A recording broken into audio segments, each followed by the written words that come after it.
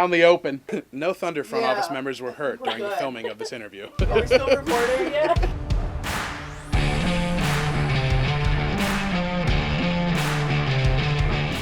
My name is Mike Warren. I am the Director of Media Relations and Broadcast for the Trenton Thunder, and I am from Yardley, Pennsylvania. I attended Full Sail University's Dan Patrick School of Sportscasting. I graduated in 2019 with a bachelor's degree in the sciences of sports broadcasting. I've been working in sports broadcasting for about 5 years. Prior jobs before this one that got me ready were probably freelancing for WBCB, a local radio station. It's actually owned by Merrill Reese, the voice of the Eagles, so I've gotten a lot of experience just working high school games, having somebody critique my tape and tell me certain things to work on and get better at. But being with WBCB absolutely prepared me for where I am today. My favorite part about working in sports broadcasting is every day you're calling a game. Being a part of live action sports is something I've always wanted to do. Being able to be a storyteller through sports, I think, is a very unique and cool thing. Pride myself a lot on being able to connect all the dots and be the ultimate informant on the air, while also telling a story about our players, the game, this great organization. It's really a really cool experience for me in the booth to be able to do that. Cesarini, this one shot down the right field line.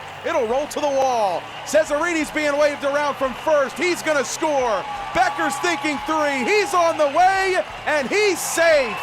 When fans first enter the ballpark, they typically won't see me yet. I'm usually not up in the broadcast booth until about 45 minutes before first pitch. Before that, I'm downstairs getting the lineups ready, making sure our graphics team has everything they need so they can publish the lineup to our social pages. Really want to make sure that everybody that I have to coincide with in my role is good to go before I get to do the fun part of my job, which is call the game itself. And then during the game, if you turn around behind home plate, I'm up in the radio booth. You'll see me with a headset on. Sometimes I'm standing, sometimes I'm sitting. If I'm standing, typically something big is going to happen in the game. That means I have a lot of energy and I want to make sure that I'm able to give the call the right way and do it justice the way it's supposed to be in my mind. Some of our season ticket holders come up in between innings, say hello, and challenge me on Thunder Trivia, which I really enjoyed in my first season and looking forward to again this year as well. If you're ever, lingering around the radio booth and you're walking by, give me a quick wave. I'll typically wave back. My day-to-day in season is just making sure that I keep up with the Thunder while they're not here. While they're on the road, I want to know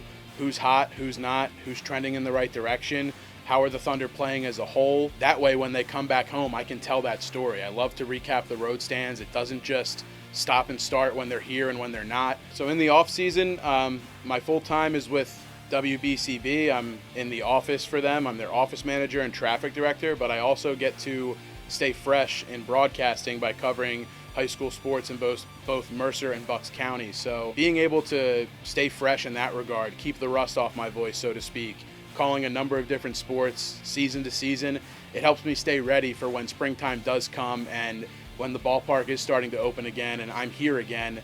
There's no rust, there's no kinks to work out. It's just show up ready and perform at your highest level that you can. Those things they coincide, and I'm very thankful that I have two careers that are able to work together that ultimately allow me to do what I want to do every single day, which is be a sports broadcaster. My favorite part of the ballpark, other than the radio booth, is probably the tunnel that leads to the home dugout.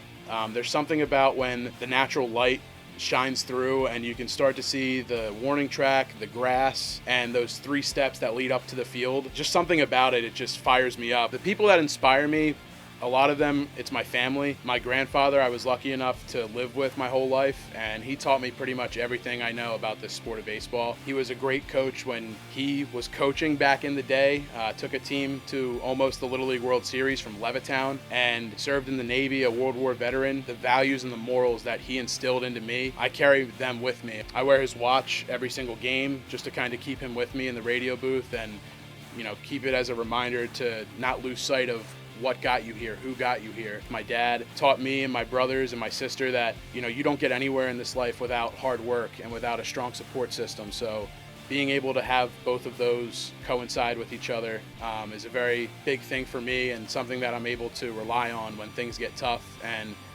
lastly, but certainly not least, my girlfriend Jules, she keeps me in balance and reminds me when I'm a little too hard on myself that I need to take a step back and remember how hard I've worked to get to this point. I think when you talk with a lot of the players, both past and now coming in the present, they've never played in front of a crowd like the Trenton crowd. And so our fans bring something special that you don't see anywhere else in the draft league or a lot of places in minor league baseball, and they take a lot of pride in that, and I'm proud that I get to represent such a great organization like the Trenton Thunder.